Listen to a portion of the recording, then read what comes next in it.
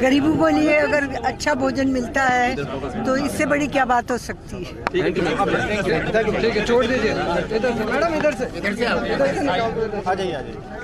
तो देखिए, मुख्यमंत्री ने इंदिरा रसोई में भोजन ग्रहण किया। उसके बाद बाहर आते हुए मुख्यमंत्री अशोक गहलोत को आप देख रहे हैं, उनकी पत्नी मीडिया से उन्होंने बातचीत भी की और बताया भोजन के बारे में, भोजन की गुणवत्ता के बारे में। और सबसे पहले तस्वीरें आपको दिखा रहे हैं हम। मुख्यमंत्री अशोक गहलोत लोगों के बीच पहुंचे, उनके बीच बैठकर भोजन ग्रहण किया इंदिरा रसोई में। और ये बहुत बड़ा संदेश है। अगर किसी के मन में 1-2% भी अगर शंका हो कि इंदिरा रसोई में कैसा भोजन मिलता है, तो वो शंका इन तस्वीरों के माध्यम से मुख्यमंत्री की मौजूदगी से इंदिरा रसोई में दूर हो जाती है। मीडिया से मुखातिब हो रहे हैं मुख्यमंत्री और संभवतः कुछ बातें उनकी तरफ से कही जाएं और बताएं वो कि कैसा उनका एक्सपीरियंस अंदर रहा, क्या कुछ सुझाव उनकी तरफ से दिए गए। सुनते हैं क्या कह रहे हैं मुख्यमंत्री। रुको, आराम से रुको। मैंने पहले घोषणा की थी। हाँ सर। भाई हाँ सर। मैंने पहले घोषणा करी थी, इंदिरा रसोई जो है ये बहुत पॉपुलर हो रही है। 8 रुपये भोजन मिल रहा है वहाँ पर और 17 रुपये जो है सरकार दे रही, सब्सिडी दे रही है खाना खाने वाले को। 8 रुपये देना पड़ता है खुद को। बहुत पॉपुलर हो रही। तो मैंने कहा जितने जनप्रतिनिधि है चुने हुए, चाहे एमएलए एमपी हो, चाहे वो मेयर हो, पार्षद हो या सरपंच हो, कोई भी हो, वो जब कोई मौका लगे महीने में कम से कम एक बार जाए खाना खाने वहाँ पर। उससे 2 बातें होगी। एक तो आम लोगों का एक बढ़ेगा, सम्मान बढ़ेगा भाई कि हम खाना खाते तो ये भी खाना खा रहे हैं हमारे साथ में। सम्मान बढ़ना बहुत बड़ी बात होती है लाइफ के अंदर, ज़िंदगी के अंदर। मान सम्मान हर एक का, गरीब आदमी भी है तो मान सम्मान उसका सुनिश्चित रहे। एक तो ये। दूसरा क्या, खाने की क्वालिटी जो है वो मालूम पड़ती जाएगी। जो पहले 12 रुपये देती गवर्नमेंट देती थी, 12 का 17 ने किया, तो मालूम पड़ता है भी क्वालिटी मेंटेन होनी चाहिए। तो दोनों बातें मैंने देखी यहाँ पर। बहुत ही स्वादिष्ट भोजन था, अच्छा व्यवहार था, साफ सफाई थी। मैंने पूछा था खाना खाने वालों को व्यवहार कैसा है। अच्छा व्यवहार है।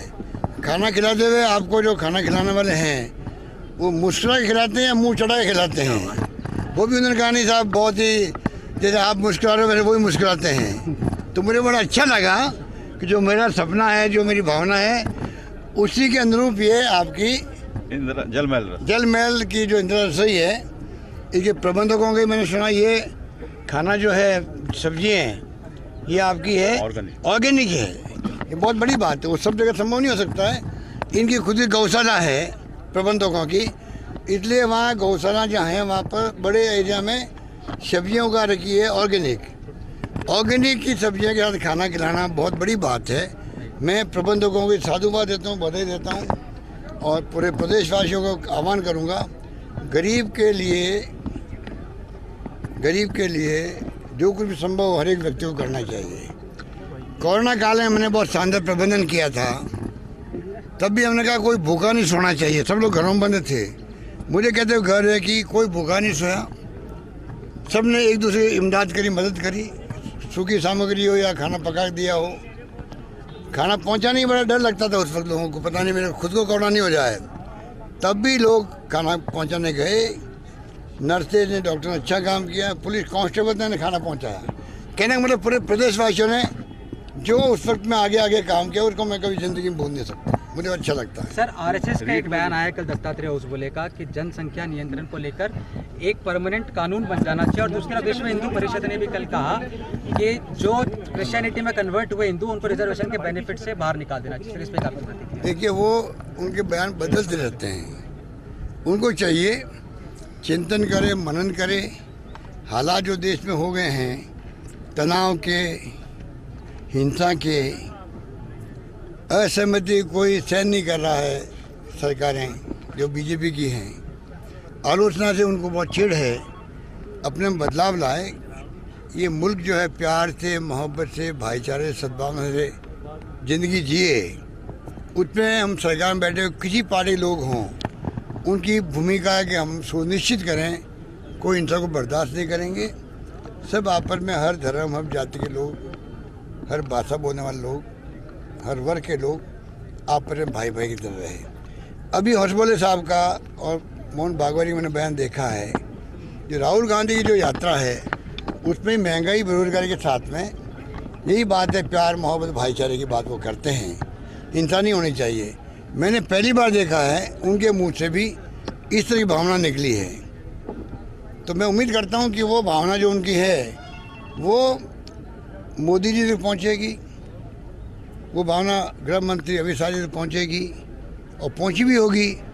तो भारत सरकार को चाहिए, तमाम जहाँ सरकारें बीजेपी की है वहाँ सब जगह संदेश जाना चाहिए कि ये हमारी पार्टी का फैसला है, आरएसएस का फैसला है, कहीं इंसानी हो, भाईचारा हो, प्यार मोहब्बत सद्भावना हो।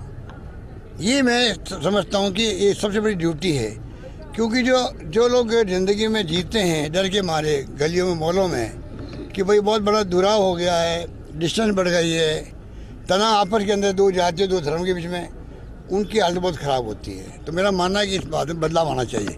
आपने जो क्वेश्चन किया है उसके बारे में मेरे को नहीं मालूम उन्होंने क्या कहा है। जब मैं पता करूँगा क्या बोल रहे हैं, उनकी भावना क्या है, तो मैं क्या पाऊँगा। वरना वो खुद जब कभी आए यहाँ पर या यहाँ जो नेता बीजेपी के आरएसएस है उनसे सवाल पूछिएगा भी इनका मतलब क्या होता है। उन्होंने ये कहा कि जनसंख्या असंतुलन बढ़ रहा है। देखिए, मुख्यमंत्री अशोक गहलोत को आप सुन रहे थे, मीडिया से मुखातिब हुए, रूबरू हुए, और हम तो सिर्फ जिक्र इस बात का कर रहे थे कि मुख्यमंत्री गुणवत्ता जानने के लिए पहुंचे हैं भोजन की, लेकिन यहाँ पर न केवल उन्होंने भोजन की गुणवत्ता को परखा है, बल्कि साथ ही साथ जो उस भोजन को परोस रहे हैं कर्मचारी, उनके व्यवहार के बारे में भी आम लोगों से जाना है मुख्यमंत्री ने, और पूछा है आम लोगों से कि कैसे भोजन आपको परोसा जाता है, व्यवहार कैसा है, और साथ ही साथ ऑर्गेनिक यहाँ पर सब्जियाँ जो उपलब्ध करवाई जा रही हैं, जो सब्जियाँ बनाई जाती हैं, उसकी भी जमकर तारीफ मुख्यमंत्री ने की है। और साथ ही साथ कहा कि इंदिरा रसोई योजना पॉपुलर हो रही है, लोगों को इसके बारे में पता चल रहा है, लोग भोजन ग्रहण कर रहे हैं।